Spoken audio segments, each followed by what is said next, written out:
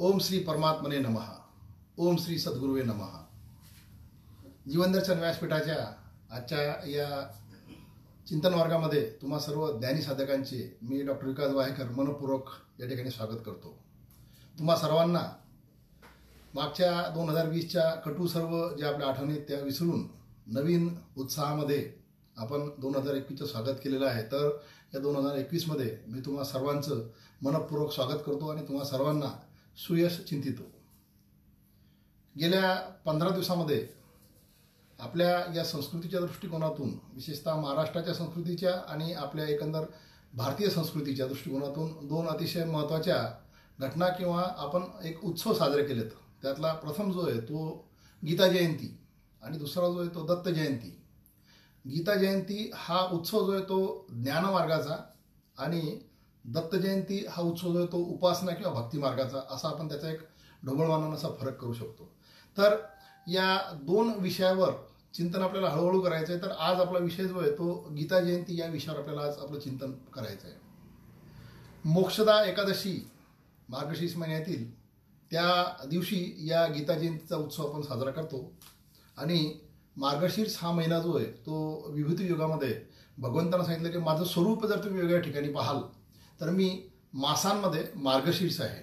म्हणजे एक वैशिष्ट्य आपण इथून सुरुवात करूया या चिंतनाला की मार्गशीर्ष महिन्यामध्येच म्हणजे अतिशय स्वतः भगवंत म्हणतात की माझं स्वरूप असलेलं त्या मासामध्ये तिथे असलेल्या मोक्षदा एकादशीच्या दिवशी. मोक्षदाचा अर्थ असा आहे की मोक्षदायिनी म्हणजे त्या दिवशी ज्या काही संकल्प उपासना किंवा आपण जे काही तत्व त्या दिवशी अंमलात आणू त्यातून आपण मोक्षमार्गाचे अधिकारी होऊ शकतो अशा प्रकारची एकादशी आपल्या शास्त्रामध्ये सांगितलेली होती. म्हणजे महिना मार्गशीर्ष भगवंताचं स्वरूप, मोक्षदायिनी एकादशी आणि त्या दिवशी गीता जयंती असं तो एक दुग्ध शर्करा योग असतो. गीता या ग्रंथाचं आपण सरळ सरळ गीता हा शब्द वापरून त्याचं नामकरण करतो. परंतु हे दोन ग्रंथ जे आहेत श्रीमद भगवद्गीता आणि श्रीमद भागवत महापुराण याच्यामध्ये श्रीमद म्हणजे स्वतः भगवंत आणि भगवत म्हणजे भगवंतांना त्यांच्या वदनातून किंवा त्यांच्या मुखारविंदातून आलेले शब्द जे आहेत ते त्या गीतेमध्ये आहेत. त्याच्यामुळे त्याचं खरं पूर्ण नाव जे आहे ते श्रीमद भगवद्गीता असंच घेतलं पाहिजे कारण ते भगवंताचे शब्द आहेत. भगवंताचा स्वतःचा तो तुमच्या माझ्याप्रती असलेला आदेश आहे. त्यामुळे त्या गीतेचं आपण जे आपल्या सोयीकरता शॉर्ट नाव केलेलं आहे तर त्याचा हा आपण अर्थ समजून घेतला पाहिजे. जगाच्या पाठीवर साहित्याच्या दृष्टिकोनातून अतिशय परिपूर्ण जीवनाला मार्गदर्शक असे साहित्यिक निर्माण झाले आणि त्यांनी त्यांचं साहित्य जे आहे ते जीवनाच्या प्रत्येक अंगाला मार्गदर्शक करेल अशा पद्धतीचं निर्माण केलं. विशेषतः व्यवहाराच्या दृष्टिकोनातून तुम्ही आम्ही जे वेगवेगळ्या उपाध्या किंवा पदव्या प्राप्त करतो आणि आपल्या जीवनामध्ये म्हणजे व्यवहारामध्ये यशस्वी होण्याचा प्रयत्न करतो त्यासाठी सुद्धा बऱ्याच लेखकांनी स्वतःचं जीवन जे आहे ते शोधांती किंवा तपासांती त्या शास्त्राचा शोध लावून तुम्हाला मला जीवनामध्ये आनंद निर्माण करून देण्याचा प्रयत्न केलेला आहे. म्हणजे तुमच्या माझ्या सुखासाठी सर्व प्रकारचे शास्त्र निर्माण झाले. परंतु हे नेमकं जीवन काय आहे आणि या जीवनाचा अर्थ काय आहे अशा प्रकारचा अर्थ तुम्हाला मला जर समजून घ्यायचा असेल तर जगाच्या पाठीवर एकमेव अद्वितीय अशा प्रकारचा ग्रंथ म्हणजे श्रीमद भगवद्गीता. म्हणजे जीवन जगण्यासाठी बाकीचे ग्रंथ असतील पण जीवन मी काय जगायचं हे जर समजून घ्यायचं असेल तर गीतेशिवाय पर्यायाने हे आपल्या सर्वप्रथम लक्षात आलं पाहिजे. असो, गीतेच्या उत्पत्तीच्या पूर्वी काही गोष्टी आपण साधारणतः समजून घेणं आवश्यक आहे. ज्या पद्धतीनं एखाद्या सिस्टीममध्ये एखाद्या दिवसभराच्या वेळेमध्ये किंवा एखाद्या कार्यकाळामध्ये आपण आपलं चलनवलन करतो त्यावेळेस त्या कार्यकाळाच्या शेवटी बऱ्याच गोष्टी अशा जमा होतात की आपण त्याज्य असतात. उदाहरणार्थ एखादा फंक्शन असेल तर सुरुवातीला जसा मंडप वगैरे सजलेला असतो, लग्न वगैरे लागल्यानंतर किंवा तिथे जेवणावळी झाल्यानंतर सर्व प्रकारची घाण तिथं पडलेली असते. घाण इन द सेन्स सर्व प्रकारचा कचरा तिथं पडलेला असतो. या युगांमध्ये सुद्धा तसाच प्रकार दिलेला आहे. म्हणजे आपण जे 4 युग म्हणतो त्या युगामध्ये आणि विशेषतः द्वापार आणि कलियुग या 2 युगामध्ये अशा प्रकारची घटना आपल्याला दिसेल.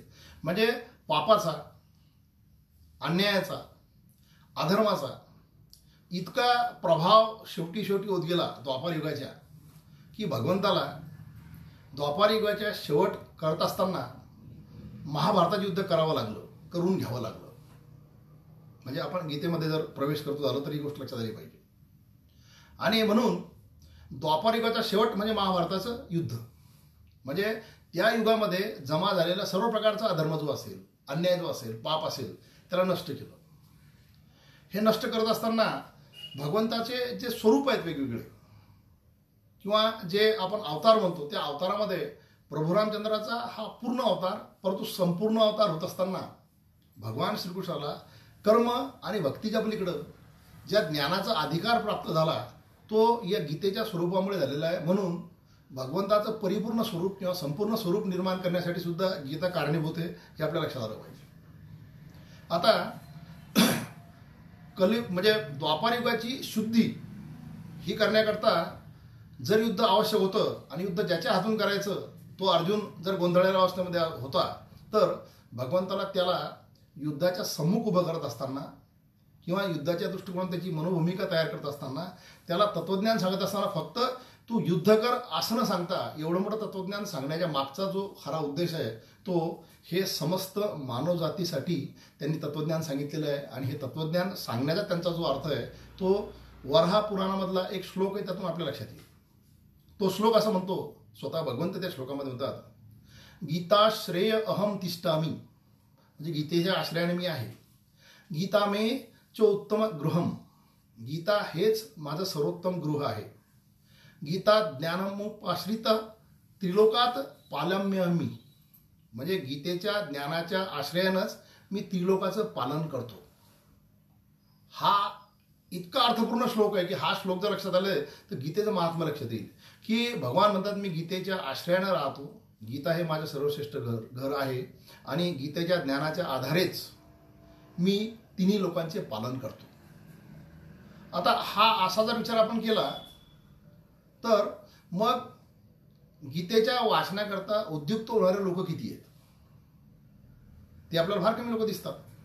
की आपण गीता वाचली पाहिजे, गीता समजून घेतली पाहिजे, याच्याकरता मनातून भूमिका लोकांची तयार होते. त्याच्या मागची कारणं जी येतात ती कारण मीमांसा आपण नंतर पाहू. पण गीता जयंतीच्या निमित्तानं गीतेचं श्रेष्ठत्व आणि या दिवसाचं श्रेष्ठत्व हे जर पाहायचं असेल तर भगवंतानं सांगितलं की मी त्या गीतेच्या आश्रयानं स्वतः राहतो. म्हणजे गीता ही भगवंताची वाङ्मयीन मूर्ती आहे. नंतरच्या काळामध्ये ज्ञानेश्वर महाराजांनी, जगद्गुरू तुकाराम महाराजांनी, समर्थ रामदासांनी त्यांच्या ग्रंथामध्ये मी स्वतः वाङ्मयीन मूर्तीच्या स्वरूपामध्ये असं जे प्रतिपादन केलं त्याची मूळ आवृत्ती खरी किंवा मूळ सुरुवात जी आहे ती भगवंतानं जे सांगितलेलं आहे की भगवंताची वाङ्मयीन मूर्ती म्हणून मी गीता आणि त्या आश्रयाने मी राहतो आणि तुम्हाला या तिन्ही लोकांचं पालन मी यातून करतो. म्हणजे या तिन्ही लोकांचं चलनवलन जे असेल त्यातलं पापपुण्याचं क्षय किंवा वृद्धी जी असेल त्याच्यावर खऱ्या अर्थानं लक्ष ठेवायचं असेल तर तुम्ही गीतेच्या आश्रयाने गेलं पाहिजे. हा स्वतः भगवंताचा तुम्हाला मला इशारा आहे. मग प्रवृत्त व्हायचं नाही व्हायची ती आपली प्रत्येकाची वृत्ती आहे. कारण त्या वृत्तीचाच मी त्या म्हणजे द्वापारयुगाच्या शेवट आणि कलियुगाची सुरुवात ही गोष्ट सांगणार त्याकरता. मग द्वापारयुगाचा शेवट होत असताना महाभारताचं युद्ध करावं लागलं. त्यावेळेस जे ज्ञान निर्माण झालं ती गीता, श्रीमद भगवद्गीता, आणि त्या आधारे त्या गीता या ज्ञानाच्या आधारे कलियुगामध्ये तुम्ही आम्ही जगावं असा त्या दोन युगाच्या संधीवरचा हा ग्रंथ आहे. हा ग्रंथ त्या दोन युगाच्या संधीवरचा आहे. त्या काळातली सामाजिक परिस्थिती, त्या काळातली सामाजिक जे काही आपण ज्याला म्हणतो की जे काही मूल्य असतील ते मूल्य आणि आजच्या काळातल्या मूल्य याच्यामध्ये फार फरक आहे. त्या मूल्याच्याबद्दल बऱ्याच वेळा चर्चेमध्ये बरेच लोक विचारतात की ज्ञानेश्वरी वाचावी की गीता वाचावी. त्यावेळेस मी एक गमतीने गोष्ट त्यांना सांगत असतो की गीता ही तुमच्या माझ्या आकलनाच्या खरोखर फार बाहेरची आहे. कारण गीतेच्या सम्मुख असलेले अर्जुन जे आहेत त्यांची मानसिक, वैचारिक किंवा त्यांची स्वतःची जी तयारी होती ती, आणि त्या मनानं आपण जे क्षुल्लक अशा प्रकारचे किंवा शुद्र अशा प्रकारचे जीव आहोत, आपली तयारी जी आहे जीवनाची त्याच्यामध्ये फार भेद आहे. आणि सांगणारा जो त्यावेळेचा आहे भगवान श्रीकृष्ण स्वतः सांगत आहेत. तर त्याच्यामधला फरक जर पाहिला तर मग मी गमतीनं ही गोष्ट सांगत असतो की भगवान श्रीकृष्ण जे सांगतात त्यांच्या 16 सहस्त्र पत्नी होत्या. त्या कोणत्या कोणत्या कारणावर ती गोष्ट वेगळी. आणि जे ऐकून राहिले अर्जुन ते 5 बंधू मिळून त्यांची एक पत्नी होती. अशा प्रकारचा आजच्या काळामध्ये संबंध लागू शकतो का? नाही लागू शकत. म्हणून समाजरचना, सामाजिक मूल्य द्वापारयुगातली आणि कलियुगातली बदललेली आहेत. म्हणून आपल्याला गीतेचं संस्करण जे ज्ञानेश्वरी स्वरूपामध्ये की ज्ञानेश्वर महाराजांनी आपल्याला सर्व श्रोत्यांना भगवंताची किंवा अर्जुनाच्या पांतीला बसून आपल्याला ते ऐकवलेलं आहे. तर ते आपल्यासाठी श्रेष्ठ आहे असं सांगावं लागत असतं. याचा अर्थ गीतेची थोडी आपण कमी करतो अशा वागणी आणि आपण ती करू शकत नाही. म्हणून आजच्या चिंतनामध्ये आपल्याला गीतेचं कुठलंही महात्म्य पाहायचं नाही, कारण गीता ही खरोखर महान आहे आणि आपण तिचा एक एक कंगोरा फक्त आयुष्यभरात पाहू शकतो. परंतु या गीतेचं वैशिष्ट्य हे महत्त्वाचं असं आहे की गीता जयंती नावाचा हा जो आपण उत्सव साजरा करतो, जगाच्या पाठीवर कुठल्याही ग्रंथाची जयंती साजरी होत नाही. म्हणून भारतीय उपखंडामध्ये तुम्ही आम्ही जाणते अजाणतेपणी जे जगतो, जे तुमचं माझं या आचरणातलं प्रतिबिंब समाजामध्ये दिसतं किंवा आपण जीवनामध्ये जे जगतो त्याचा परिणाम जो आपल्याला दिसतो, तो सगळा म्हणजे आपल्या बंधुत्वाचा असेल, आपल्या मित्रत्वाचा असेल, आपल्या परोपकाराचा असेल, आपल्या त्यागाचा असेल, हा सगळा कुठे ना कुठे त्या गीतेशी संबंधित आहे हे आपल्याला माहिती नसतं. कारण भगवंताचे गुण, प्रभाव, स्वरूप, तत्व, रहस्य, उपासना, कर्म व ज्ञान या सर्वांचं वर्णन जे आहे ते गीतेमध्ये आहे. आणि गीता तुमच्या माझ्या जीवनाला कुठून तरी टँजेन्शियली टच करून निश्चितपणे जाते, जाणते अजाणतेपणी. कधी कधी तुम्हाला मला माहिती नसते की आपण या गीतेचं किंवा याचं जे तत्वज्ञान आहे ते जगलो. मग ही गीता जगाच्या पाठीवर अशा प्रकारचा एकमेव ग्रंथ आहे की ज्या ग्रंथाचं अशा प्रकारचं दरवर्षी जयंती साजरी केली जाते. त्या गणिती भाषेमध्ये आपल्याला जायचं नाही की किती वर्ष झाले वगैरे, तर अंदाजे 57 वर्षाचा काळ आहे. परंतु कलियुग, द्वापारयुग संपून कलियुग जो आहे तो सुरू होताना त्या संधीवरची ती गोष्ट आहे. मग त्या काळामध्ये सर्व प्रकारच्या पापाची शुद्धता करण्याकरता अर्जुनाला उभं करत असताना त्याला सांगितलेलं तत्वज्ञान म्हणजे गीता. म्हणजे तो त्या काळाचा पूर्ण हिशोब पूर्ण झाला. आणि मग भगवंत, अर्थात शास्त्रानुसार म्हणतात की भगवंत कलियुगामध्ये 60 वर्ष जगले. 60 वर्ष जगत असताना ज्यावेळेस ते हस्तिनापुराहून परत गेले किंवा कुरुक्षेत्राहून परत गेल्यानंतर त्यांनी पाहिलं की द्वारकेला त्यांचे जे भावबंद आहेत यादव, जो अधर्म, जो अन्याय मी कुरुक्षेत्रावर नष्ट करून आलो, तोच माझ्या भावंडांमध्ये किंवा माझ्या भावंडांमध्ये पसरलेला आहे हे त्यांच्या लक्षात आलं. मग माझा अवतार कारण पूर्ण झाला असं मला जे वाटतं ते अपूर्ण राहिलं हे लक्षात आल्यानंतर त्यांनी त्यांचे सर्व भावंड जे आहेत त्यांचा सुद्धा म्हणजे यादवांचा सुद्धा समूळ संहार केला. कारण भगवंताचं या पृथ्वी तलावर येण्याचं उद्देशच मूळ यदा यदा धर्मस्य या 4थ्या त्या अध्यायातल्या श्लोकामध्ये सांगितलेलं की जेव्हा जेव्हा धर्माला ग्लानी येते तेव्हा मी येतो. मग मी एका ठिकाणी अधर्माची सर्व अधर्म नष्ट करून धर्माची प्रतिष्ठापना करून आलो, तर माझ्याच घरामध्ये माझेच भावबंद जे येतं ते अतिशय अधर्मानं वागून राहिले. लक्षात आल्यानंतर भगवंतांनी त्यांना सुद्धा नृशयपणे सर्वांना नष्ट केलं. त्याच्यामध्ये कुठल्याही प्रकारचा संबंध त्यांनी पाहिला नाही. आणि हे ज्यावेळेस झालं म्हणजे कलियुगाच्या सुरुवातीला, आणि मग भगवंत 60 वर्ष जगले असं जर आपण म्हणत असेल तर मग यादवांचं समूळ कुळ नष्ट झालं. ते नष्ट झाल्यानंतर उद्धवांनी त्यांना प्रश्न विचारला की तुम्ही हे तुमचं कुळ सगळं का नष्ट केलं. त्याचं उत्तर देत असताना भगवंतांनी श्रीमद भागवताचा किंवा भागवत महापुराणाचा 11 स्कंद सांगितलेला आहे. म्हणजे तिकडे द्वापारयुग पूर्णपणे नष्ट म्हणजे शुद्ध करत असताना महाभारताचं युद्ध झालं. आणि मग तुमच्या माझ्यासाठी आता ही गोष्ट महत्त्वाची आहे, तुमच्या माझ्यासाठी शुद्ध पद्धतीनं कलियुग तुमच्या माझ्या ताब्यात देत असताना भगवंताचं ज्यावेळेस प्रस्थान होऊन झालं त्यावेळेस अधर्माचा असलेला समूळ साठा जो आहे तो नष्ट केला यादवांच्या स्वरूपामध्ये. तरी आपण आज इतक्या अधर्माच्या काठावर येऊन बसलेलो आहोत किंवा स्फोट होण्याच्या परिस्थितीमध्ये येऊन बसलेलो आहोत, याच्यावरून आपण किती कर्तव्य आहे लक्षात येईल.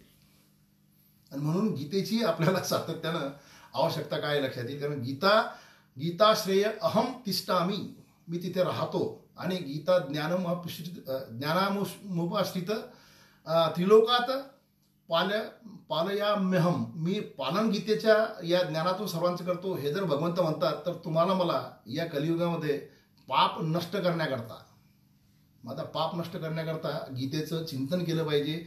हे ज्यावेळेस आपण सांगतो त्यावेळेस मला गीता वाचून दुसऱ्याचं पाप नष्ट करायचं नाही.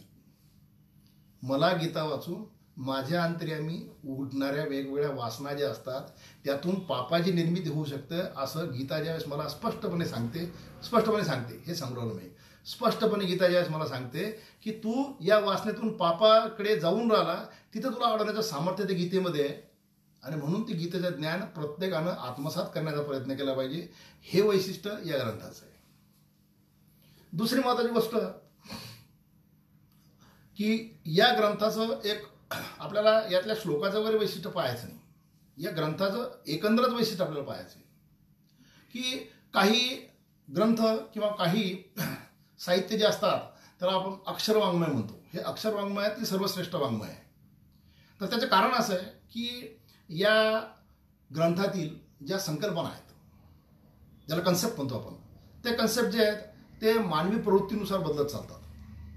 आपण जीवनामध्ये वयाच्या प्रत्येक अवस्थेमध्ये वेगवेगळ्या चॅलेंजेसला फेस करत असतो.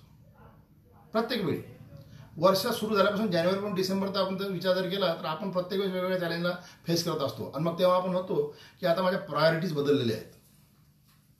म्हणजे आपल्या प्रायोरिटीज बदलतात. म्हणजे आपण जसं हा दिवसभरामध्ये किंवा 3-3 महिन्यामध्ये हा ऋतू ज्यावेळेस बदलतो त्यावेळेस कुठे थंडी, कुठं हा जो प्रकार होतो पृथ्वीच्या त्या अँगलमुळे, तसं आपण सुद्धा रेसिप्रोकलनेस टुवर्ड्स लाईफ हे बदलत असतं.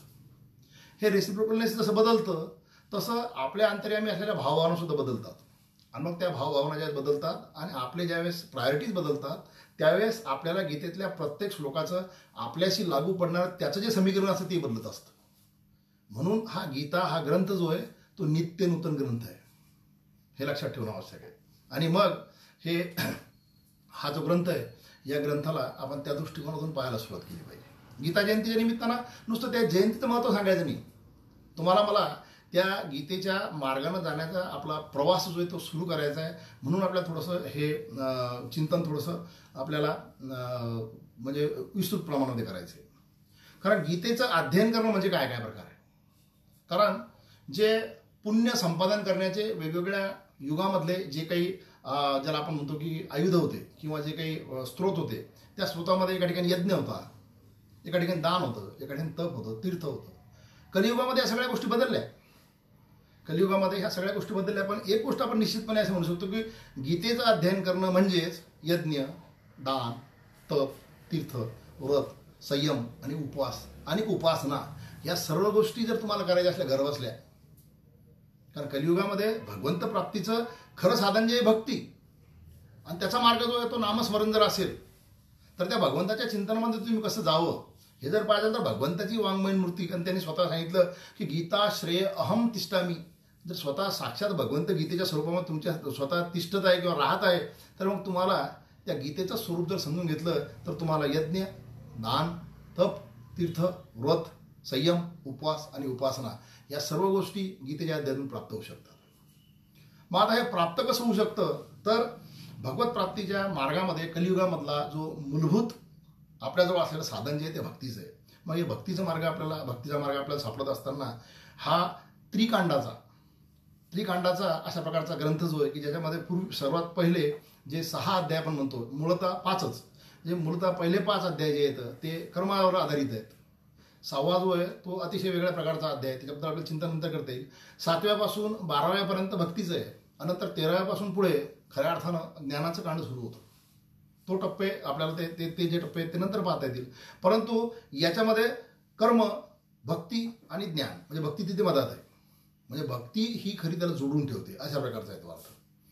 मग याचा अर्थ आपल्याला जर काढायचा असेल तर या गीतेच्या तत्वज्ञानामध्ये एक जी गोष्ट सांगितलेली आहे की कुठेही भगवंतानं अर्जुनाला सुद्धा सांगितलं. मुळात अर्जुन असं म्हणत होता की मी हे सर्व सोडून, माझ्या भावंदाला मारण्याचं हे सर्व जे सोडून मी स्वतः भिक्षा मागून जगतो याच्यापेक्षा, आणि तिथून त्याला उभं करून युद्ध करायला भगवंताने प्रवृत्त केलं. याचा अर्थ हा सगळ्यात मोठा आक्षेप जो सर्वत्र गीतेवरचा येतो की गीतेच्या अध्ययनानं किंवा ज्ञानेश्वरीच्या अध्ययनानं तुमच्यामध्ये वैराग्य निर्माण होऊ शकतं, हा आपल्या मनातला काढला गेला पाहिजे. जीवनाशी 2 हात करण्याच्या दृष्टिकोनातून प्रत्येक मानवाची तयारी करायची जर असेल तर त्यानं गीतेच्या अध्ययनानं किंवा ज्ञानेश्वरीच्या अध्ययनानं पुढे जावं अशा प्रकारचा अर्थ आपण खऱ्या अर्थाने त्यातून काढला पाहिजे. कारण व्यवहारामध्ये परमार्थाच्या प्रयोगाची अद्भुत कला जर आपल्याला शिकायची असेल तर ती म्हणजे 2 मार्गाने शिकता येते. त्याला म्हणतात ज्ञाननिष्ठा किंवा त्याला सांख्ययोग म्हणतात, आणि योगनिष्ठा म्हणजे कर्मयोग म्हणतात. आता ज्ञाननिष्ठा आणि योगनिष्ठा हे 2 जे शब्द आहेत, म्हणजे ज्ञान म्हणजे सांख्य, ज्ञानाचाच भाग झाला तो, आणि योग म्हणजे कर्म, योग हा जो भाग आहे, तर त्यातली निष्ठा हा जो शब्द आहे तो भक्ती. मग आपल्याला एक सरळ सूत्र लक्षात येईल की परमात्म्याला अभिन्न मानून त्याची केलेली जी काही भक्ती असेल त्याला ज्ञाननिष्ठा म्हणतात. परमात्मा अभिन्न मानून म्हणजे त्याला आपण निर्गुण निराकारातील भक्ती म्हणतो ज्ञानाच्या साह्यानं. कारण भगवंत प्राप्तीचं खऱ्या अर्थानं ते साधन आहे की तुम्ही अनन्यपणे त्याला अभिन्न समजून जर शरण गेले, कारण चराचर सृष्टीमध्ये तो आहे, म्हणून गीतेमध्ये या सांख्यनिष्ठेमध्ये किंवा ज्ञाननिष्ठेमध्ये अतिशय महत्त्वाचं अशा प्रकारचे विवेचन केलेलं आहे. अर्थात ते जसं जसं आपण त्याच्या खोलीमध्ये जाऊ ते आपल्या लक्षात येईल. ठीक आहे, तो आपल्याला भाग पाहता येईल नंतर. आणि भगवंतामध्ये भेद मानून जर तुम्ही त्याची भक्ती कराल तर ती झाली योगनिष्ठा. मग ते काही लोक असतात, मी भला माझं काम भलं. Those people are called as workaholic. परंतु ते लोक आवश्यक असतात, कारण ते जे काम करतात ते त्या भगवंतानं निर्माण केलेल्या भगवंताचा अंश असलेल्या प्रत्येक व्यक्तीकरताच ते काम करत असतात. काही लोक म्हणतात की मला देव वगैरे कोणी नको, मी भलं माझं काम भलं. पण त्याचं काम सुद्धा तो जर प्रामाणिकपणे करत असेल तर तोच प्रकार त्याच्यामध्ये येतो. म्हणून निष्ठा हा शब्द त्यातला जो येतो तो भक्तीचं स्वरूप आहे. म्हणून सांख्यनिष्ठा आणि योगनिष्ठा याचा निष्ठा जो भाग आहे तो भक्तीचा म्हणजे ज्ञान, भक्ती आणि कर्म या तिन्हीला जोडणारा भाग जो आहे तो तुम्हाला गीतेच्या माध्यमातून समजता येऊ शकतो किंवा समजला जातो. म्हणून गीता हा ग्रंथ जो आहे हा आपल्याला अशा प्रकारे आत्मसात करावा लागेल. ज्ञानेश्वरीमध्ये या गीतेच्या बद्दल अनेक ठिकाणी अनेक वेगवेगळ्या प्रकारचं वर्णन आलेलं आहे. परंतु विशेषतः पहिला अध्याय, त्या पहिल्या अध्यायामधले पहिल्या 87-88 ओव्या आहेत खरोखर त्या मंत्रमुग्ध करणाऱ्या आहेत. आणि ज्ञानेश्वर महाराजांचं खऱ्या अर्थानं जे अलौकिकत्व आहे किंवा असामान्यत्व आहे किंवा ज्ञानातलं त्यांचं जे स्वरूप आहे ते खऱ्या त्या पहिल्या 87-88 ओव्यामध्ये समजतं. त्यामध्ये ते सांगतात की आपल्याला गीता चिंतन करायची असेल किंवा ही ज्ञानेश्वरी त्याचं स्वरूप आहे, हिचं चिंतन जर करायचं असेल तर कसं करायला सांगितलं त्याची उवी आपण 1-2 ओव्या त्याच्या पाहूया. जैसे शारदीयेचे चंद्रकले माझी अमृतकन कोवळे ते वेचिती मने मवाळे चकोरत लगे. म्हणजे शारदेच्या चांदण्यामधील जो अमृतकण असतात ते ज्या पद्धतीनं त्या चकोर पक्षाची बारीक बारीक पिलं जे ते ग्रहण करतात तशा पद्धतीनं तुम्ही ते ग्रहण केलं पाहिजे. तिये परिश्रोता अनुभवाई हे कथा अति हळुवारपणे चित्ता अनुनिया. म्हणजे हा काही धांगडधिंगा करून ऐकण्याचा प्रकार नाही किंवा हा काही असा जाता जाता कुठेही म्हणजे चालता चालता वाचण्याचा विषय नाही. काही लोक तुम्हाला दिसतील प्रवासात सुद्धा गीता वाचतात पण त्यांचं मुळात चिंतन झालेलं असतं. प्रवासामध्ये आपण जे ग्रंथ वाचतो किंवा ज्या कथा वाचतो त्या वेगळ्या असतात. त्या रेल्वे स्टेशनला वेगवेगळ्या बुक स्टॉलवर मिळतात. परंतु ही कथा जर ऐकायची असेल तर तुमच्या अंतःकरणात तुम्ही हळुवारपणा आणला पाहिजे. अशा प्रकारे हा ग्रंथ तुम्ही वाचला पाहिजे किंवा त्याचं चिंतन केलं पाहिजे असं ज्ञानेश्वर महाराज सुचवतात. कारण हे शब्दविना संवादीचे, संवादाचं माध्यम जे शब्द त्याच्या पलीकडे जाऊन हा ग्रंथ समजला जाऊ शकतो. इंद्रिया नेनिता भोगीचे, इंद्रियाला माहीत नव्हता हा शब्द, हा अर्थ ग्रंथाचा आपल्याला भोगता येऊ शकतो. बोधा आजी झोंबीचे प्रमेयाशी, म्हणजे तुम्हाला समजण्याआधी त्याचं प्रमेय जे ते उकलण्याची शक्ती या ग्रंथामध्ये आहे. तर हा अपार शक्तीचा ग्रंथ आहे आणि आपल्या संस्कृतीला या ग्रंथानं अतिशय म्हणजे ज्याला म्हणतात की जगामध्ये वेगळेपण निर्माण करून दिलेलं आहे. कारण आपल्या संस्कृतीचं वैशिष्ट्य असलेले मानवतेची जे काही शाश्वत मूल्य असतील जे तुमच्या माझ्या जीवनातून आचरणातून प्रगट झालेले आहेत त्याच्यामागे मूलभूत जे या गीतेचे काही तत्व असतात आणि आहेत आणि म्हणून जगामध्ये या गोष्टी तुम्हाला भारतीय संस्कृती दृष्टिकोनातून वेगळ्या दिसतात. पुराणामध्ये याच्या काही काही कथा फार चांगल्या प्रकारे आलेल्या आहेत आणि ज्ञानेश्वरीमध्ये त्याचं सुद्धा वर्णन केलेलं आहे की एकदा शंकर पार्वतीची कथा आपण पुराणामध्ये नेहमी ऐकतो. ते तिथे कैलासावर शांतपणे काही चर्चा करत होते, त्यांचा काहीतरी संवाद चालवत होते. त्यात भगवान शंकर थोडेसे असे चिंतनामध्ये गेले आणि चिंतनामध्ये गेल्यानंतर त्यांचं जी विचारधारा आणि त्यांच्या चेहऱ्यावरचे भाव पाहून इकडे भवानी म्हणजे त्यांची पत्नी जी आहे तिला थोडासा त्यांच्याबद्दल आता स्त्री म्हटल्यानंतर थोडासा स्त्री सुलभ त्यांना काहीतरी संशय आला. तेव्हा तुम्ही असे कुठे कोणत्या विचारामध्ये गर्क झाले. तेव्हा या गीतेबद्दलची थोरवी स्वतः शंकर सांगतात. त्याबद्दलच्या 2 ओव्या त्याच्यामध्ये आल्या आहेत. या गीतार्थाची थोरी स्वये शंभू विवरी जेथ भवानी प्रश्न करी चमत्कारून. अशा प्रकारच्या त्याच्या चेहऱ्यावरचा हावभाव पाहून तिने विचारल्यानंतर भगवंत तिची थोरवी सांगतात. पण थोरवी सांगत असताना तिथं गंमत ज्ञानेश्वर महाराजांनी केली ती पाहिली पाहिजे. कुठल्याही स्त्रीला स्वतःच्या स्वरूपाचं स्वतःच्या सौंदर्याचं वर्णन जर चांगल्या प्रकारे केलं तर त्याबद्दल फार आनंद होत असतो. अशा प्रकारचं भगवान शंकराच्या सुद्धा लक्षात आलेलं होतं. ते वैराग्याचे अधिपती असले तरी मग ते उत्तर देतात ते तर हरू म्हणे नेनीजे देवी जैसे का स्वरूप तुझे तैसे हे नित्य नूतन देखीजे गीता तत्व. स्वतः भगवंतांनी सांगितलं की हे पार्वते, हे भवानी, तुझं स्वरूप जसं नित्य नूतन असतं जेव्हा एक पती आपल्या पत्नीचं कशा प्रकारे या ठिकाणी मन राखण्याचा प्रयत्न करतो, की तुझं स्वरूप जसं नित्यनूतन असतं तसं जगतामध्ये ज्ञानाच्या दृष्टिकोनातून हे गीता तत्व नित्यनूतन आहे. आणि त्याच्या कारण मी सुरुवातीला सांगितलं त्या पद्धतीनं, we all are changing with priorities day by day, with age, with changing time. बदलत्या काळानुसार, बदलत्या वयानुसार, बदलत्या परिस्थितीनुसार आपल्या प्रायोरिटीज बदलत जात असतात. म्हणून आपल्याला प्रत्येक वेगवेगळ्या अँगलनं या गीतेचं स्वरूप समजून घेणं आवश्यक आहे. आणि ते समजून घेत असताना भगवंतानं तुमच्या माझ्यावरची कृपा केलेली आहे की तुम्हाला द्वापारयुग स्वच्छ करून दिलं आणि ते करण्याकरता त्यावेळेस गीता त्यांनी म्हणजे त्या स्वरूपामध्ये, ज्ञानाच्या स्वरूपामध्ये दिली. नंतर तुम्ही ज्या कलियुगामध्ये प्रवेश केला त्या कलियुगाला सुद्धा स्वच्छ केलं आणि स्वच्छ केल्यानंतर तुमच्या माझ्यासाठी त्यांनी श्रीमद भागवत महापुराण याची निर्मिती केली. आणि हे निर्माण केल्यानंतर तुमच्या माझ्यासाठी हे दोन्ही ग्रंथ जे आहेत समोर उपलब्ध आहेत. आता राहिला प्रश्न आपला, अडचण आपली आहे खरी, कारण आपण आता मी सांगितलं त्या पद्धतीनं नुसतं जसं उत्तर कोरिया किंवा आता चीन यांच्या मग त्यांनी साम्राज्यवादी त्यांची दृष्टिकोन आहे, त्यातून जग आपण आता युद्धाच्या उंबरठ्यावर आहे. जग युद्धाच्या उंबरठ्यावर असो की कसं असो, पण तुमच्या माझ्या अंतर्यामी सुद्धा सर्व प्रकारचे संयम जे ते नष्ट झालेले आहेत. आपण सर्व प्रकारच्या मोहामध्ये अडकलेलो आहोत आणि आपण सुद्धा अंतर्गत अशा प्रकारच्या स्फोटाच्या भीषण अशा म्हणजे तणावाखाली आहोत, हे आपण कबूल केलं पाहिजे. गेले वर्षभर तर या करोनाच्या संकटामुळे आपण सर्व प्रकारे अशा प्रकारच्या परिस्थितीला सामोरे गेलो. आणि मग ते सामोरं जात असताना तुम्हाला मला अंतर्यामी कुठेतरी एक बैठक बळकट मिळू शकते का, आणि ती मिळाली पाहिजे या दृष्टिकोनातून हे दोन ग्रंथ तुमच्या माझ्या समोर आहे. पण आपण चिंतनाच्या दृष्टिकोनातून अतिशय त्या बाबतीत मागे आहोत. तुकाराम महाराज सुद्धा एका अभंगामध्ये म्हणतात, गीता भागवत करीती श्रवण अखंड चिंतन विठोबाचे. म्हणजे तुकाराम महाराजाला ते 17व्या शतकात समजली गोष्ट की कलियुगामध्ये जर जायचं असेल, तारून जायचं असेल तर दोनच ग्रंथ, म्हणजे दोन तारू कोणते, गीता आणि भागवत, मी ज्याच्यावर आपण चिंतन करू राहते. आणि अखंड चिंतन विठोबाच्या. विठोबाचं चिंतन का, कारण अवताराच्या राशी तो हा म्हणजे पुंडलिकात पंढरपुराला तो उभा आहे. म्हणजे अवतार ज्याने सर्व प्रकारचे घेतले तो भगवान श्रीकृष्णाचा स्वरूप असलेला पंढरपूरचा पांडुरंग जो आहे तो. म्हणून गीता भागवत करीती श्रवण अखंड चिंतन विठोबाचे. म्हणजे ज्यावेळेस तुम्ही विठोबाचे चिंतन करता त्यावेळेस साक्षात भगवान श्रीकृष्णाचं चिंतन आपण करतो. आणि त्यानं निर्माण केलेले गीता भागवताचं सातत्याने चिंतन करा, हे 17व्या शतकात तुकाराम महाराज सांगून गेले. पण आपण ते सुद्धा सांप्रदायिक लोक आहेत, कीर्तन करतात, त्यांचं नेहमीचाच बडबड करण्याचा प्रकार आहे, आपण फार बिझी आहोत, अशा पद्धतीने टाळत आलेलो आहे. म्हणजे आम्ही आपल्या म्हणजे तुम्ही आणि तुमच्याबरोबर मी सुद्धा आहे त्याच्यामध्ये, आपल्या ज्या काही अडचणी आहेत किंवा आपण उभ्या केलेल्या अडचणी आहेत की आपण मनशातीपासून दूर जात असताना त्याचे मार्गाचं मार्गदर्शन किंवा त्याचे मार्ग उपलब्ध करून दिले असताना आपण त्या मार्गाने अजिबात जात नाही, हे आपण लक्षात घेतलं पाहिजे.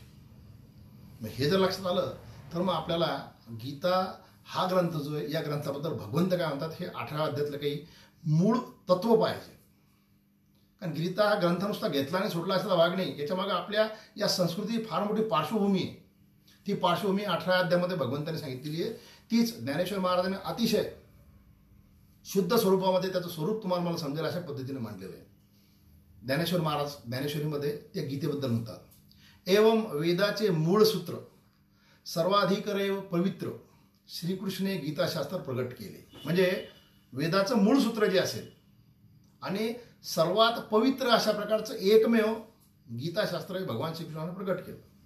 ठीक आहे, त्यांनी प्रगट केलं, मग आपण त्याचं काय करतो ते पाहण्या दृष्टिकोनातून त्यांनी स्वतः भगवंतांनी प्रगट केल्यानंतर ते प्रगट करण्याची कारणमीमांसा दिली ती मात्र आपल्याला समजून घेणं आवश्यक आहे. म्हणजे आपण किती दूर आहोत ते आपल्या लक्षात येईल. भगवंत म्हणतात, एवं सकळ सांख्य सिंधू, सांख्य म्हणजे ज्ञान आलं, एवं सकळ सांख्य सिंधू श्रीमद भगवद्गीता प्रबंधू हा औदार्य आगळा वेदू मूर्त जाण. म्हणजे वेदाचं मूर्त स्वरूप वेगळेपणानं मी प्युअर ज्याला म्हणता येईल किंवा म्हणजे ज्याला 100% प्युअर ज्ञान म्हणता येईल, कारण वेदामध्ये वेगवेगळ्या प्रकारचे कर्मकांड सुद्धा आहेत, पण त्यातलं वेदांताचा पूर्णपणे आपण ज्याला मूर्त स्वरूप म्हणू ते ज्ञानाचं स्वरूप जे ते गीतेमध्ये आलेलं आहे.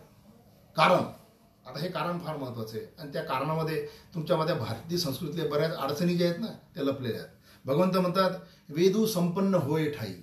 ठीक आहे, वेद संपन्न होता परी कृपणू ऐसा आणू नाही. पण तो थोडासा तो जो आहे ना तो कंजूस आहे. का, जे कानी लागला तीही वर्णाचाची. वेद संपन्न आहे पण त्याच्यामध्ये एक कंजूसपणा आहे. त्यांना फक्त हे वरचे 3 वर्ण जे तेच धरले. आता लक्षात घ्या की काही लोकांची टीका जी आहे ती ज्ञानेश्वरी आणि भगवद्गीतेबद्दल अशी आहे की हा हिंदू धर्माचा किंवा हिंदू धर्माचं त्यातल्या त्यात ज्याला सनातन धर्म आहे त्याच्याबद्दल, कारण सनातन शब्दच त्यांना समजत नाही अर्थात, सनातन धर्माचं रक्षण करणारा ग्रंथ आहे निश्चितपणे. पण सनातनचा अर्थ आपण समजून घेऊ या ठिकाणी आणि आपल्या खऱ्या या गोष्टीला समजून घेणं आवश्यक की हिंदू धर्म काय. भगवान श्रीकृष्णाने या ठिकाणी कबूल केलं की वेद हा संपन्न आहे, निश्चित आहे, त्याच्यामध्ये खूप अगाध ज्ञान आहे, परंतु त्याच्यासारखा कृपणू ऐसा आणू नाही जो कानी लागला तीही वर्णाची या. त्यानं फक्त ब्राह्मण, क्षत्रिय आणि वैश्य हे 3च वर्ण धरले. मग राहिलं कोण? जे राहिले त्याच्यावर आपली खरी अडचण आहे. येरा भवव्यथा ठेलिया श्री शुद्धादिका प्राणिया अनस्वरू मांडणीया राहिला आहे. मग हे 3 जर सोडले तर स्त्रीचं काय, शूद्रांचं काय?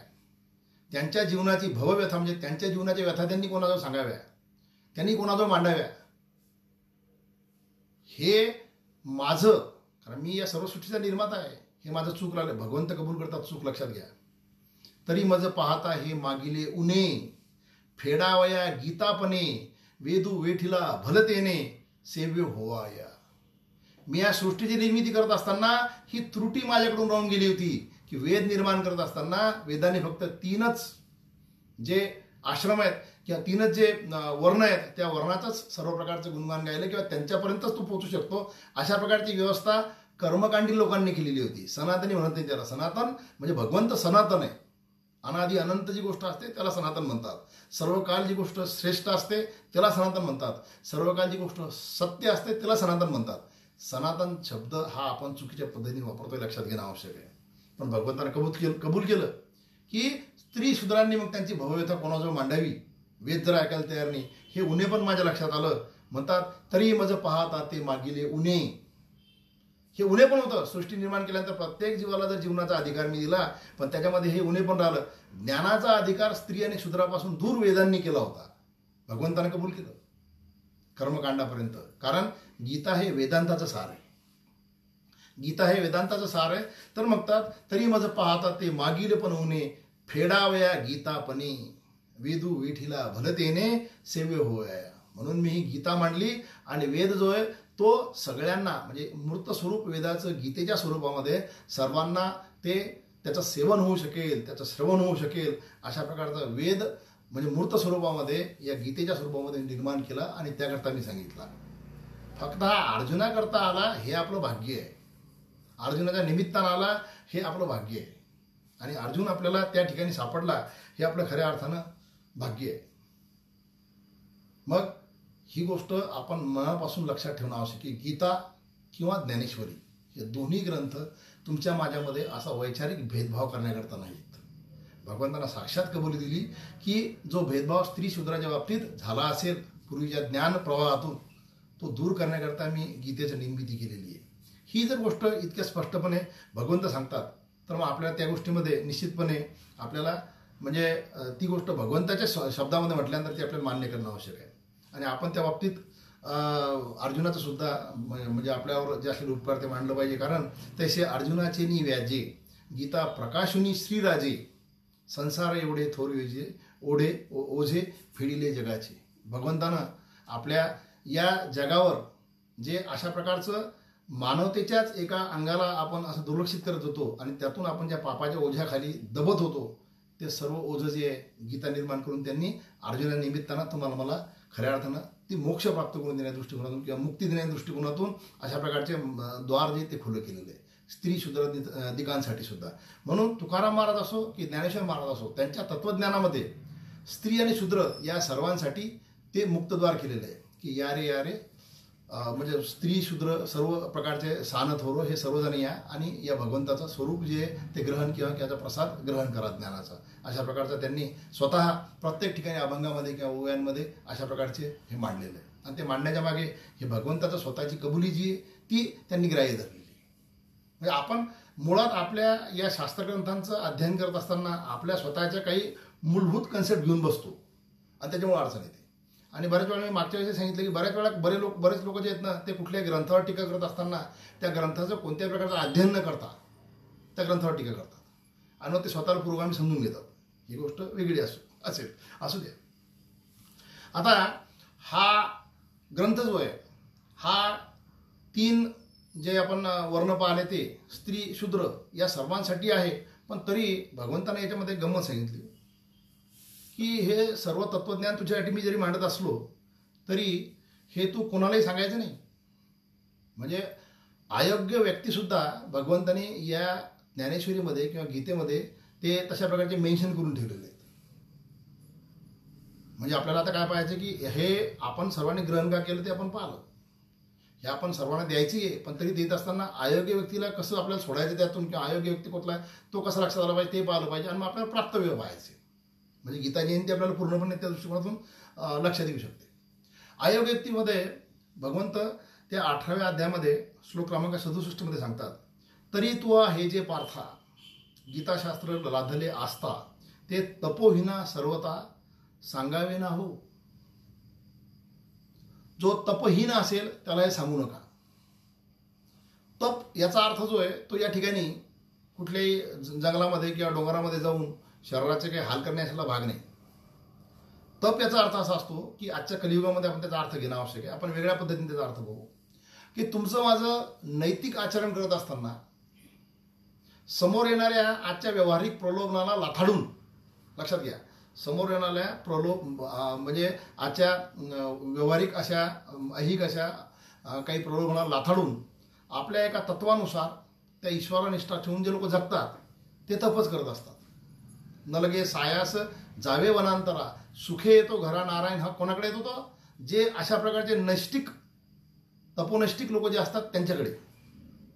तुकाराम महाराजांनी सांगितलं, न लगे सायास जावे वनांतरा सुखे येतो घरा नारायण. तो आपोआप नाही येत आणि कोणाच्याही घरात नाही येत.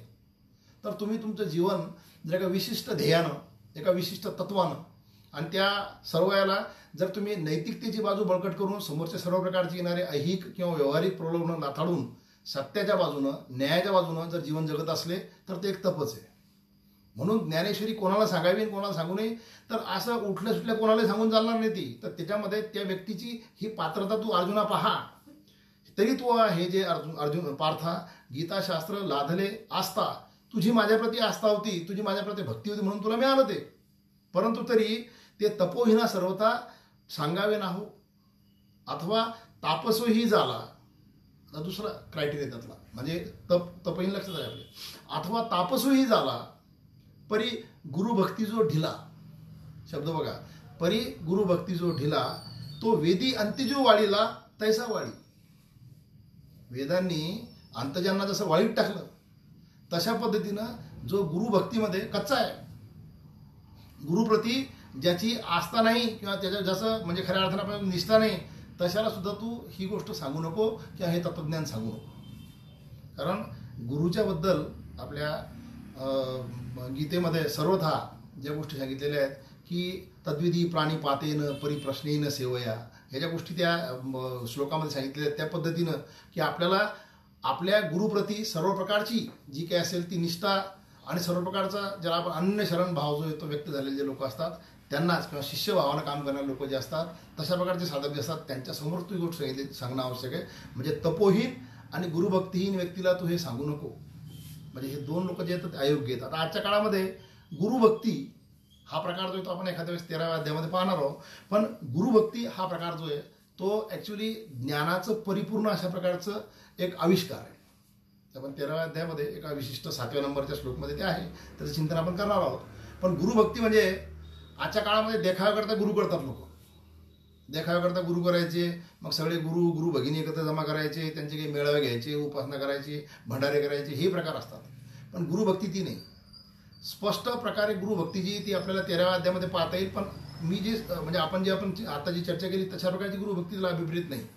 तर आपल्या गुरुला जो अनन्य भावे शरण गेलेला आहे तशा प्रकारच्या व्यक्तीजवळ ही गोष्ट सांगायची.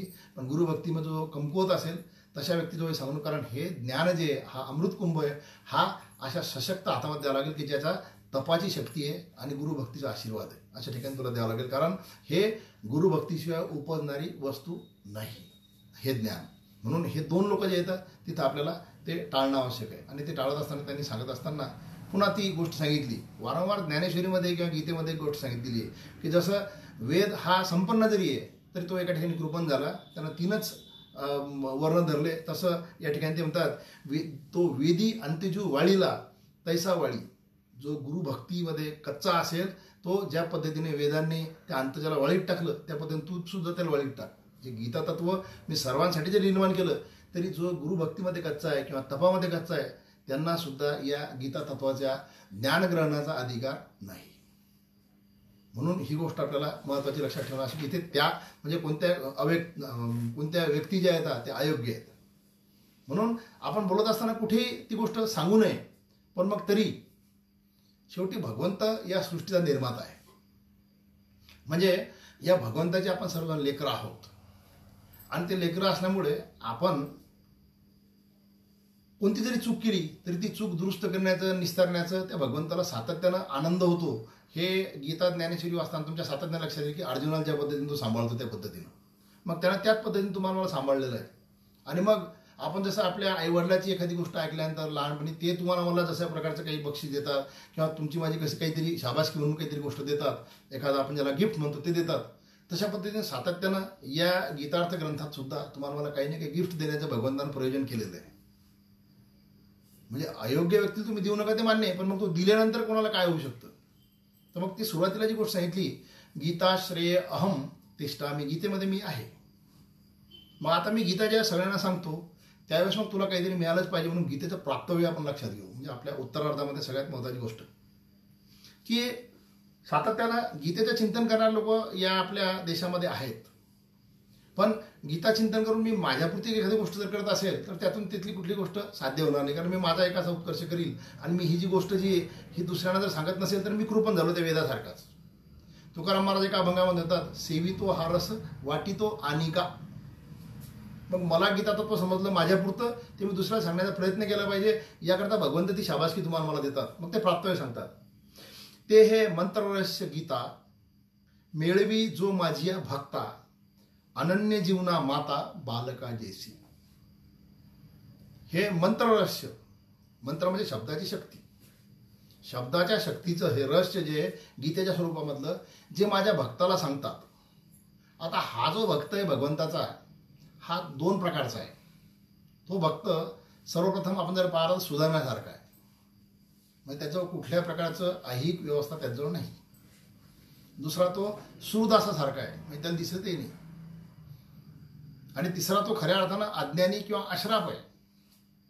परंतु या तिन्ही याच्यामध्ये त्याची त्या ईश्वरावर निष्ठा आहे. म्हणजे तो जे आपण सुरुवातीला भक्त पाहिले अर्थार्थी भक्त किंवा अर्थभक्त असतात की मला माझ्या स्वार्थाकरता काहीतरी पाहिजे पण भगवंत तूच देऊ शकतो, अशा प्रकारचे अर्थभक्त होते ते आणि अर्थार्थी भक्त होते.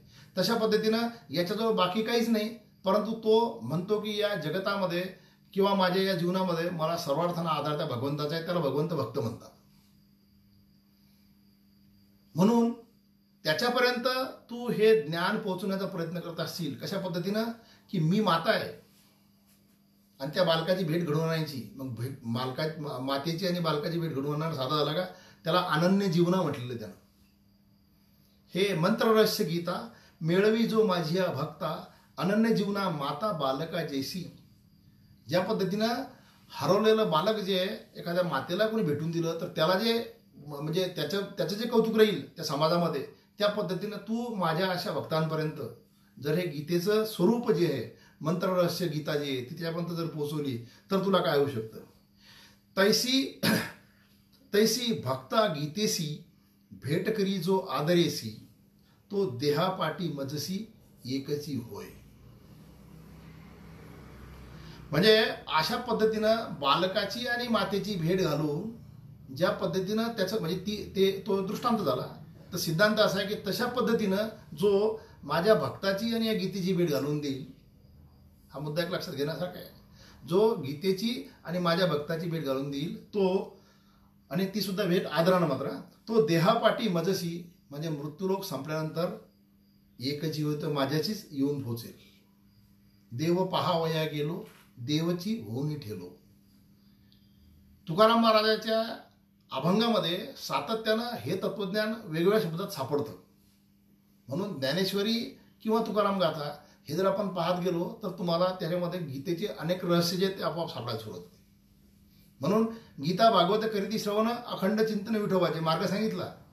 आणि मार्ग सांगितल्यानंतर मी तुम्हालाही वाचायला सांगितलं. म्हणजे त्यांनी काय करून दिलं तुमच्या माझ्यासाठी, म्हणजे भगवान आपल्या महाराष्ट्राच्या दृष्टिकोनात आपण जर विचार केला तर निर्देश केला जगद्गुरु तुकाराम महाराजांनी की तुम्ही काय करा, गीता वाचा, तुम्ही काय करा, भागवत वाचा, त्याचं चिंतन करा. आणि तुमचं चिंतन जे ते भगवंताच्या त्या पायाशी द्या, विठ्ठलाच्या.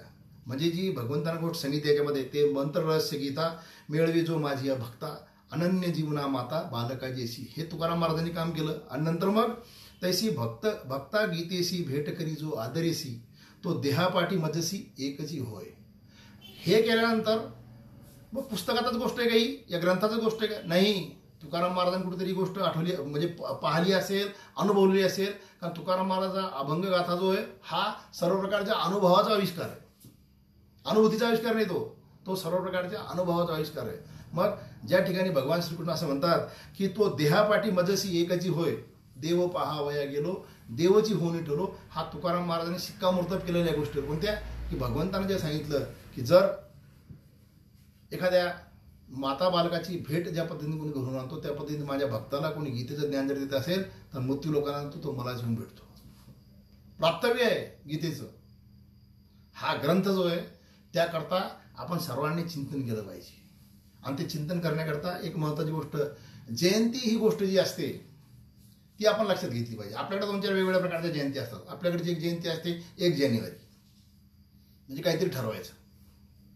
31 डिसेंबर ही एक जयंती आहे, जल्लोष करायचा. मग त्या 31 तारखेला आपण काहीतरी ठरवायचं की मी या वर्षभरात असं करणार आहे. ते पहिल्या 15 दिवसात 20 दिवसात आटपून टाकायचं. पहिल्या 15-20 दिवसात आटपून टाकायचं. आपले ते संकल्प जे आहेत ना तेव्हा आटपून जातात ते. मग आता ही गीता जयंती जी गेली ती तुमची मिस झाली, माझी मिस झाली काही माझ्या व्यस्ततेमुळे. पण हा अशा प्रकारचा चिंतनाचा भाग तुमच्या माझ्यासमोर मला मांडणं आवश्यक होता. तर या गीता जयंतीच्या निमित्तानं आपण एक ठरवायचं की आपल्याला दररोज गीतेचा एखादा श्लोक, दररोज त्याला अनुसरून असलेल्या ज्ञानेश्वरीच्या 2-4 ओव्या याचं चिंतन करायचं. मग आता आला प्रश्न एक महत्त्वाचा, ज्ञानेश्वरी गीता आम्हाला समजत नाही. मी तुम्हाला प्रामाणिकपणे सांगतो, जगाच्या पाठीवर असा एकही माणूस नाही, हे लक्षात घ्या. हे वाक्य अंडरलाईन करून ठेवलं चालतं सगळ्यांनी. आपण जगाच्या पाठीवर असा एकही माणूस नाही की ज्यांना असं छातीरूपणे सांगितलं की मला गीता समजली आणि मला ज्ञानेश्वरी समजली. ते समजतच नाही. नित्य नूतन, भगवान शंकर सुद्धा सांगतात की नित्य नूतन स्वरूप आहे. आपण ज्या जीवनाच्या अवस्थेमध्ये आहोत, आपण ज्या भाव अवस्थेमध्ये आहोत, ज्या आपण फिजिकल अडचणीमध्ये आहोत, ज्या आपण प्रायोरिटीच्या मागे आहोत, त्या प्रायोरिटीला अनुसरून तुम्हाला मला मार्गदर्शन करण्याचं, तुम्ही आम्ही तिथून जर कुठे त्या मार्गावरून कुठेतरी विस्थापित होत असेल, चुकीच्या मार्गाने जात असेल तर तुम्हाला माझ्या रोखण्याचं त्या शब्दामध्ये निश्चितपणे सामर्थ्य आहे. हे मात्र तुम्हाला मी निश्चितपणे सांगतो. म्हणून आपण बऱ्याच वेळा लहान असताना विचारतो की मी घरी आईवडिलांना विचारून सांगतो, लग्न झाल्यावर म्हणतो मी बायकोला विचारून सांगतो, थोडंसं आणखीन ॲडल्ट झाल्यानंतर पोराकडे डिपेंड जर असेल तर म्हणतो मी आता मुलांना सुनबाईला विचारतो. तर ते सगळं सोडून द्यायचं. मी गीतेला विचारतो, मी ज्ञानेश्वरीला विचारतो.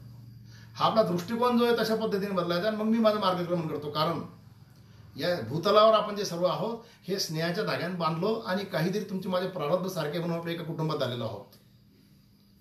विशेषतः आपण प्रत्येक जण जे आहोत आपापल्या स्वतःच्या प्रारब्धाचे अधीन आहोत. पण त्या प्रारब्धाला सुद्धा शुद्ध करण्याची क्षमता तुमच्या माझ्यामध्ये ही गीता आणि ज्ञानेश्वरी निर्माण करू शकते. हा दुर्दम्य आत्मविश्वास त्याचं चिंतन करणाऱ्या प्रत्येकाला येऊ शकतो. आणि मग दिवसेंदिवस तशा प्रकारची शुद्धता जर मिळेल, कारण भगवंतांनी सांगितलं की या गीतेच्या ज्ञानाला आश्रित राहूनच मी 3 लोकांचं पालन करतो. मग 3 लोकांचं पालन करण्याची क्षमता असलेली गीता जर तुमच्या माझ्या घरात पडलेली आहे फक्त लाल कपड्यामध्ये बांधून ठेवलेली आहे तर मग मात्र आपली अडचण आपल्याला लक्षात येणं आवश्यक आहे. म्हणून आपण आपल्यापुरता विचार करत असताना गीता ज्ञानेश्वरी तुकाराम महाराजांनी सांगितलं त्या पद्धतीनं गीता भागवत हे ग्रंथ जे येतं सातत्यानं आपल्या डोळ्यासमोर आपल्या चिंतनासमोर ठेवले तर तुमचा माझा प्रत्येक दिवस जो आहे तो अभ्युदयाचा राहील. प्रत्येक दिवस तुमचा माझा अभ्युदयाचा राहील. कारण काय की या कलियुगामध्ये जे भगवंतानं मथुरेमध्ये द्वारकेमध्ये सर्वांचं शिरकाण करून किंवा सर्वांना नष्ट करून शुद्ध केलं होतं, आपण मी सांगितलं अतिशय अशुद्ध करून टाकलेलं आहे. त्याच्यामुळे आपल्याला शुद्धतेची गोष्टीची आवश्यकता आहे आणि शुद्धता तुम्हाला मला प्राप्त होऊ शकते या चिंतनातून. आणि आपण अशुद्ध होण्याच्या मागे जे असतात तुमच्या माझ्या लालसा, तुमच्या माझ्या षडरिपू हे सर्व जे असतात तुमच्या मनामधून तुमच्या माझ्या मनातून होणाऱ्या वेगवेगळ्या प्रकारच्या उगवणाऱ्या गोष्टी जे असतात त्यातून जर होत असेल तर तुका म्हणे मना पाहिजे अंकुश, नित्य नवा दिस जागृतीचा, हा जागृतीचा दिवस तुम्हाला मला मिळू शकतो या गीतेच्या आणि ज्ञानेश्वरीच्या अध्ययनात. मी गीतेबरोबर प्रत्येक वेळेस ज्ञानेश्वरीचं नाव घेतो. त्याचं कारण आहे की तुम्हाला मला आणखीन सोपं करण्याकरता भगवंतानं काय काय करावं हे तुमच्या मनावर उपकार आहेत. की गीता कदाचित समजत नसेल तर अवतार पांडुरंग हे नाव ठेवलं ज्ञाना. मग ज्ञानेश्वर मला त्याच्याकरता झाले की मी तुमच्याजवळ हा ज्ञानाचा कुंभ दिला, पण कदाचित तुम्ही तुमच्या ज्ञानाच्या त्या पात्रतेमुळं, कारण संस्कृत भाषा तुम्हाला मला अवगत नसेल तर तुम्हाला मला प्राकृत भाषेमध्ये म्हणजे पचेलाच्या भाषेमध्ये मी त्याचं अवतरण करून देतो. म्हणून त्यांनी तुमच्या माझ्यासाठी ती भाषा निर्माण केली प्राकृताची, आणि त्या प्राकृतामध्ये तुमच्या माझ्या ज्ञानेश्वरी निर्माण केली. कारण कारण अर्जुनाची आणि सामान्यांची ही तयारी जी असते त्याची तफावत भगवंताच्या लक्षात आली होती. म्हणून बालक म्हणून तुमच्या माझ्याकडे पाहत असताना तुम्हाला मला कशा पद्धतीने अन्न सेवन होऊ शकतं, पचन होऊ शकतं हे त्यांच्या लक्षात आल्यामुळे तुमच्या माझ्याकडे ज्ञानेश्वरी निर्माण झालेली आहे. म्हणून गीता अथवा ज्ञानेश्वरी हे आपण सातत्याने चिंतन करावं. आणि दरवर्षी गीता जयंतीला आपल्याला गीता किती समजली जाऊ द्या, पण आपल्या जीवनामध्ये आचरणामध्ये किती बदलला हे आपल्याला लक्षात आलं पाहिजे. आपण स्वतःचं अवलोकन त्यातून करायचं आहे. माझा एक अनुभव तुम्हाला सांगून मी संपवतो की 2013 पासून मी दर गुरुवारी ज्ञानेश्वरीवर बोलतो. तर माझ्याबरोबर माझ्यासमोर 70-80 जण जे बसलेले असतात त्यातले काही लोक जे आहेत ते खरोखर त्यांना याची कुठली ओळख नव्हती. गेल्या वर्षभरामध्ये लॉकडाऊनमुळे तो आमचा उपक्रम बंद असल्यामुळे आपण हा सुरू केला. पण मग त्यातल्या एका साधकांनी माझ्याजवळची असलेली ग्रंथसंपदा दरवेळेस नेऊन वाचत असताना तो मला म्हणा लागला त्या दिवशी की मला यातलं काही समजत नाही, परंतु मला माझ्या स्वतःच्या आचरणामध्ये विचारामध्ये फरक जाणवतो. म्हणून मग तुम्हाला आमच्याविषयी असते ज्ञानेश्वरी समजली. आणि ज्ञानेश्वरीला किंवा गीतेला हेच अभिप्रेत आहे की प्रत्येक व्यक्तीला स्वतःचा अभ्युदय समजला पाहिजे. म्हणून हे जे दान आहे भगवंतानं तुमच्या माझ्या पात्रामध्ये दिलेलं आहे, याचा उपयोग करून आपल्या जीवनाला आपण निश्चितपणे उज्ज्वल करावं, मोक्ष मार्गाचा अधिकार व्हावं, अशा प्रकारचं तुम्हा सर्वांप्रती या 2021ची शुभेच्छा मी व्यक्त करतो. आणि पुढील गीता जयंतीच्या दिवशी आपल्यामध्ये निश्चितपणे आचरणातील काही बदल होऊन आपल्यातील काहीतरी निश्चितपणे आपल्या शुद्धतेला आपण सुरुवात करूया अशा प्रकारची अपेक्षा व्यक्त करतो आणि माझ्या शब्दांना विराम देतो. रामकृष्ण हरी.